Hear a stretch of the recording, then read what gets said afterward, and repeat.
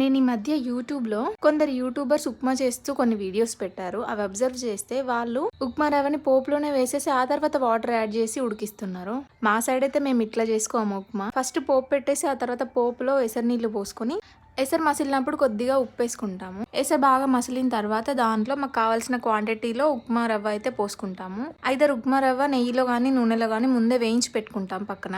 నాకు కూడా యూట్యూబ్లో షార్ట్స్ చూసే అలవాటు ఉంది. ఓ లక్క అంటది కదా, ఆ అక్క అయితే ఉప్మా రవ్వని పోపు పెట్టేసింది డైరెక్ట్ గా. ఆ తర్వాత వాటర్ యాడ్ చేసుకునింది. మా సైడ్ అయితే ఇట్లా తింటాము. మీ సైడ్ మీరు ఉప్మా ఎట్లా చేసుకుంటారో కామెంట్ బాక్స్ లో కామెంట్ చేసేయండి. ఇంకా ఇవాళ మా బావ అయితే కాకరకాయ కర్రీ చేసుకుందామని చెప్పారు. ఆయన చెప్పంగానే నాకైతే వామిటింగ్ వచ్చేసింది. ఎందుకంటే డెలివరీ అయిన తర్వాత మోస్ట్లీ పెట్టేది అవే కదా, కాకరకాయ, దొండకాయ, బీరకాయ, ఇంకా ఎల్లిపాయ కారం. నా ఫస్ట్ డెలివరీ అప్పుడైతే ఎల్లిపాయ కారం వేసుకుని అయినా కడుపు నిండా తినేది, కానీ కాకరకాయ కూరతోటి మాత్రం అస్సలు తినకపోతుండే. మా మమ్మీ వండితే అంత చేదు ఉండేది. మరి ఆ తర్వాత మా బావ దగ్గరకు వచ్చేసిన అప్పుడు ఒక రోజు కాకరకాయ ఫ్రై చేస్తా అని చెప్పిండు. సరేలే చేయని, నాకు కూడా కొంచెం పని తగ్గుతుందని చేపించిన.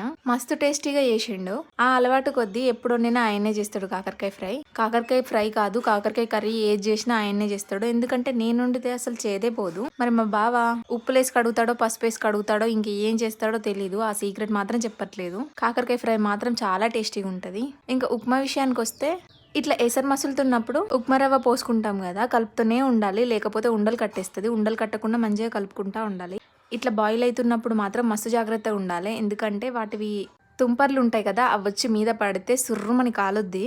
అండ్ మా బావకి ఇట్లా లూజ్ ఉండగానే ఇష్టం. కొందరైతే ఉప్మాని మస్తు గట్టిగా చేస్తారు కదా, ఆయనకు మాత్రం ఇట్లా లూజ్ గానే ఉండాలి. స్టవ్ ఆఫ్ చేసేసి చల్లారక ముందే వేసుకొని తినేయడమే. దీని కాంబినేషన్ లో పల్లి చట్నీ ఉంటే ఇంకా సంపుతాడు. అసలు ఉప్మా అంటే ఇష్టం లేని వాళ్ళు కూడా తినేస్తారు. కాకరకాయ కట్ చేయడం కూడా మా బావే చేశాడు.